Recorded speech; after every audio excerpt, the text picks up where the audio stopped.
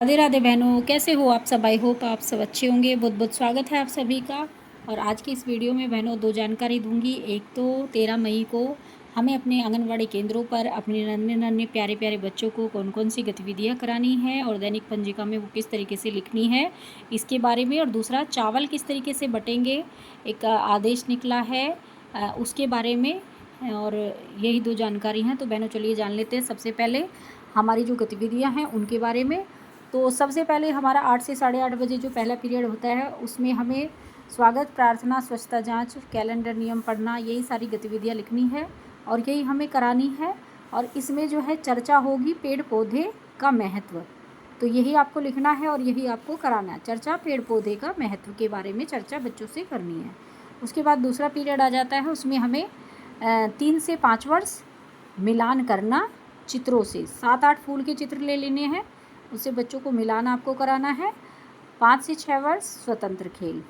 फिर 5 से 6 वर्ष क्या गायब है, ठोस वस्तु, वस्तुओं से 5 वस्तु, यानी कि वस्तुओं से ही ठोस वस्तु का जो है हमें क्या गायब है ये करना है। क्या गायब है उसमें आप जैसे 5 वस्तु ले लेंगे, उसमें से पाँचों वस्तुओं को बच्चों को आप दिखा देंगे एक बार कि देखो ये कौन कौन सी वस्तुएं रखी हैं। फिर उसमें से आप एक गायब कर देंगे उनकी आंख बंद करवा के, और फिर आप आंखें खुलवा के बच्चे से पूछेंगे कि क्या गायब है।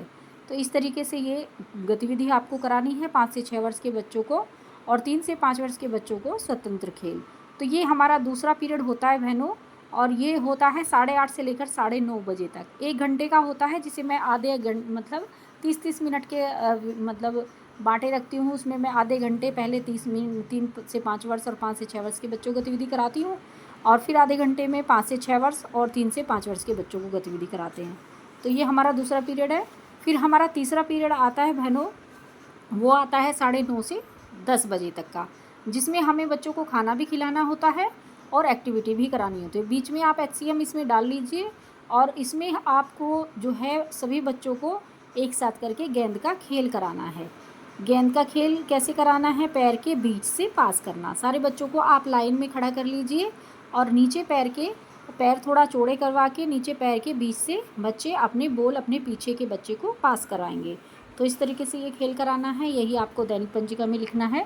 उसके बाद चौथा पीरियड आ जाता है, जिसमें हमें 3 से 5 वर्ष के बच्चों को भी गतिविधि करानी है और 5 से 6 वर्ष के बच्चों को भी गतिविधि करानी है। तो 3 से 5 वर्ष लिखो, और रचनात्मक कार्य है कोलाज का काम। तो ये आपको कराना है 3 से 5 वर्ष के बच्चों को।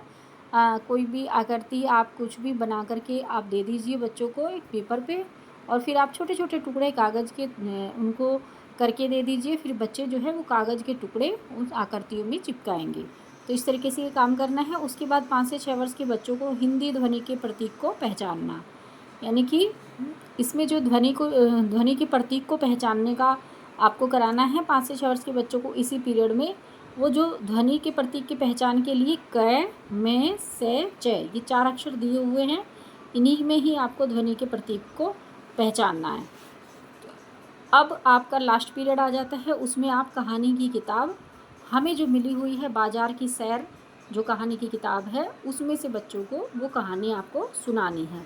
तो यही सारी जो है हमारी गतिविधियां हैं, हमारे जो 5 पीरियड होते हैं उनकी गतिविधियां बहनों मैंने आपको बता दी है। अब बात कर लेते हैं चावल के बारे में। हमारे यहाँ पर एक लेटर निकला है। लेटर तो मुझसे खो गया है, क्योंकि मिस हो गया है, क्योंकि नया फ़ोन लिया है तो उसमें सब कुछ लिया, तो उसमें वो मिस हो गया मुझसे, वो लेटर डिलीट हो गया, वो तो नहीं दिखा पाऊँगी। लेकिन लेटर में जो भी कुछ लिखा गया था उसके बारे में मैं आपसे बता देती हूँ कि किस किस तरीके से जानकारी दी गई है, क्या आदेश निकला है।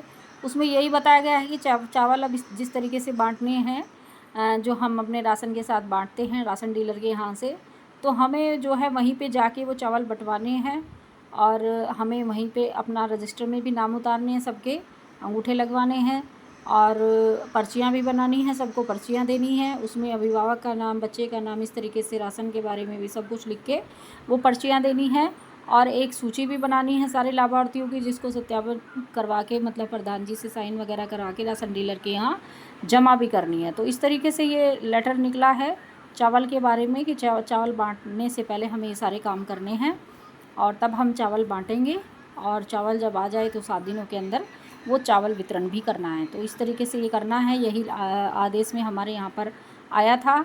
और प्लीज़ आप भी बताइएगा बहनों कि आपके यहाँ चावल बँटता है या नहीं बँटता है, या फिर किस तरीके से बँटता है। उसमें आपको भी इस तरह की पर्चियाँ बनानी होती हैं या नहीं, या फिर आपको राशन डीलर के यहाँ पर बैठ के बटाना होता है, या फिर आप अपने केंद्र पर बाँटते हैं। तो किस तरीके से किस तरीके से करते हैं, सब प्लीज़ कमेंट में ज़रूर बताइएगा। और बस यही सारी चीज़ें थी जो मुझे आपको इस वीडियो में शेयर करनी थी। तो आज की वीडियो में इतना ही। मिलेंगे कल एक नई वीडियो के साथ। खुश रहिए, मस्त रहिए, मुस्कुराते रहिए। राधे राधे।